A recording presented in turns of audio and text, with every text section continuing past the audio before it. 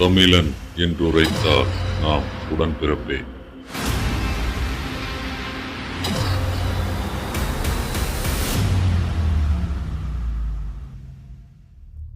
ஊருக்கு தெற்கு பகுதியில் உள்ள ஆத்தங்கரையோரமா போதை தலைக்கேறி நடக்க முடியாத தள்ளாடி நடந்துகிட்டு வந்தான் மாயாண்டி.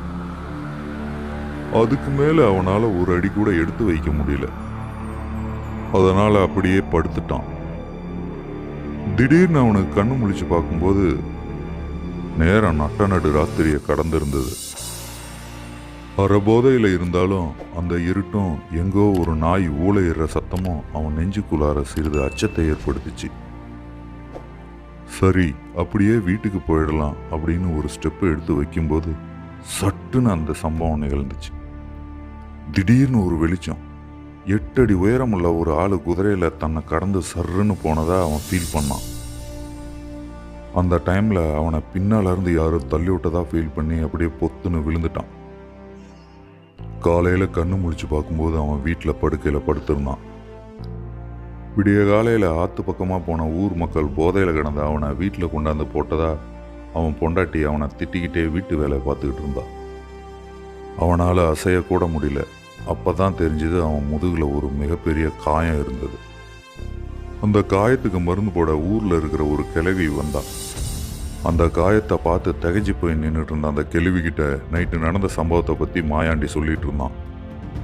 அந்த காயத்துக்கு மருந்து போட முடியாதுன்னு சொல்லிட்டு போன அந்த கிழவி கொஞ்ச நேரம் கழிச்சு திருநீர் கொஞ்சம் எடுத்துக்கிட்டு வந்தா. அந்த திருநீரை அந்த காயத்துல போட்டுட்டு அவனை திட்டினான். சாமி வேட்டைக்கு போகும்போது குறுக்கால போனதுனால தான் உனக்கு இந்த காயம் ஆயிடுச்சு அப்படின்னு சொல்லிட்டு குதிரையோட வாலில் அடித்ததுனால அவன் முதுகில் இருக்க காயம் ஆயிடுச்சு. அந்த காயத்துக்கு அந்த சாமியோட திருநீரை தான் மருந்தாக போட்டிருக்கேன், சரியாயிடும், பயப்படாத அப்படின்னு சொல்லிட்டு அந்த கேள்வி அங்கிருந்து போயிட்டா. அவள் சொன்ன மாதிரியே சில மணி நேரத்தில் அந்த காயம் சரியாக போயிடுச்சு. சுமார் 40 ஆண்டுகளுக்கு முன்னால் நடந்த இந்த சம்பவம் இன்னும் அந்த ஊர் மக்கள் இரவு நேரத்தில் வெளியில் போகிறதுனா அவங்களுக்கு நெஞ்சில் ஒரு கிளியை ஏற்படுத்துது. ஊரின் எல்லைப்பகுதியில் நடுசாமத்தில் வேட்டைக்கு செல்லும் அந்த தெய்வத்தின் வரலாற்றை இந்த வீடியோவில் பார்க்கலாம்.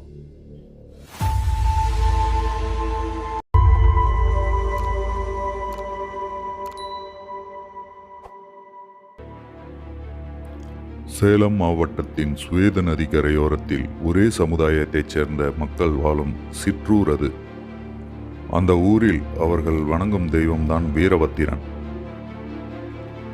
அந்த வீரபத்திரன் சுவாமி கையில் தீப்பந்தத்துடன் குதிரையில் இரவு நேரங்களில் வேட்டைக்கு செல்வதாகவும் தீய சக்திகளை அழித்தொழிப்பதாகவும் அந்த கிராம மக்கள் இன்றும் நம்புகின்றனர். அந்த காவல் தெய்வத்திற்கு கோபுரம் எழுப்பி கோவில் கட்டி தமிழகமெங்கும் நிரவியுள்ள அந்த சமுதாயத்தை சார்ந்த மக்கள் அனைவரும் ஒன்று கூடி 10 அல்லது 15 ஆண்டுகளுக்கு ஒரு முறை மிகப்பெரிய திருவிழா எடுத்து கொண்டாடி வருகின்றனர். இந்த வீரபத்திரன் சுவாமியானவர் புராணங்களில் சிவனின் அம்சமாக பார்க்கப்படுகிறார். அவரின் வரலாறை இப்போது பார்க்கலாம். பிரம்மனின் மகனாகிய தட்சனுக்கு பிறந்தவள் தாட்சாயணி. அவள் பெயர் சதி என்றும் அழைக்கப்படுகிறது. பார்வதியின் அம்சமான தாட்சாயணி சிவனின் மீது காதல் கொண்டு தட்சனின் விருப்பத்திற்கு எதிராக சிவனையே திருமணம் செய்து கொள்கிறார். கர்வம் மிகுந்த தட்சன் சிவனை அவமதித்து மற்ற அனைத்து தெய்வங்களையும் அழைத்து ஒரு வேள்வியை நடத்துகிறான். அதில் தன் கணவனுக்கு அழைப்பு இல்லாததை எண்ணி தட்சனிடம் முறையிட அவனது மகளான தாட்சாயணி அங்கு செல்கிறாள். அங்கும் அவளுக்கு அவமானமே மிஞ்சுகிறது. இதனால் வேதனையடைந்த தாட்சாயணி அந்த வேள்வி தீயிலேயே இறங்கி தன் உயிரை மாய்த்து கொள்கிறார். இதனால் கோபத்தின் உச்சிக்கு சென்ற சிவபெருமான் தனது நெற்றிக்கண்ணிலிருந்து வீரபத்திரன், பத்ரகாளி, காலபைரவர் 3 பேரையும் தோற்றுவித்து அந்த யாகத்தினை அழித்தொழித்து அங்குள்ள அனைத்து தெய்வங்களையும் தண்டிக்குமாறு உத்தரவிடுகிறார்.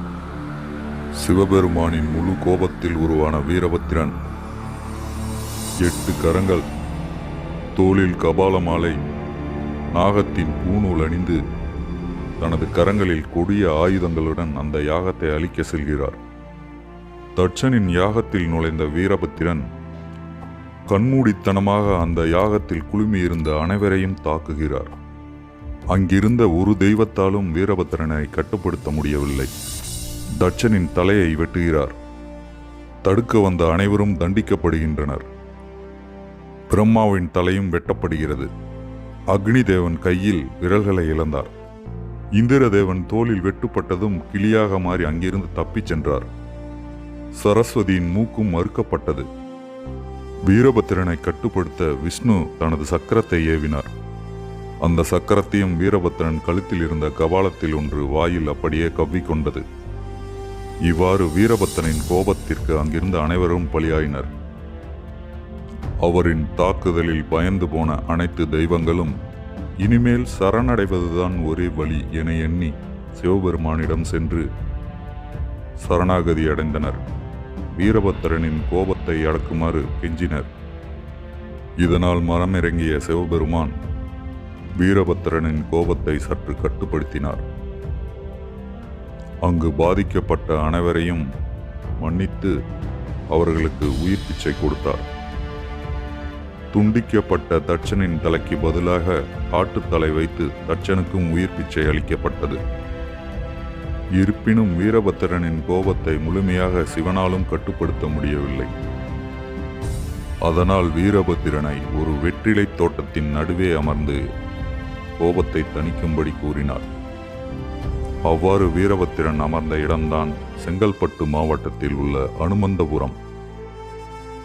அங்குள்ள கோவிலில் குடிகொண்டிருக்கும் அகோர வீரபத்திரரை தமிழகமெங்கும் உள்ள மக்கள் தேடிச் சென்று அருளாசி பெற்று வருகின்றனர். அரண் மைந்தன் அமைந்தபுரம் என்று அழைக்கப்பட்ட ஊரானது தற்போது அனுமந்தபுரம் என அழைக்கப்படுகிறது. அரண் என்றால் சிவன் என்றும் அவரது மைந்தனான வீரபத்திரன் அமர்ந்த தலம் என்றும் அவ்வூர் அரண் மைந்தபுரமாக புகழ் பெற்று விளங்கியது. அங்கு வரும் பக்தர்களுக்கு பிடித்துள்ள பில்லி, சூனியம், ஏவல் போன்ற கொடிய சக்திகளை அளித்து வீரபத்திரன் அருள் பாலிப்பதாக மக்கள் நம்பி வருகின்றனர். எது எப்படியாயினும் உலகின் அனைத்து கடவுளர்களும் பார்த்து பயந்து வணங்கிய வீரபத்திரன் தெய்வம் புராணத்தின்படி மிகவும் சக்தி வாய்ந்த தெய்வம் ஆவார்.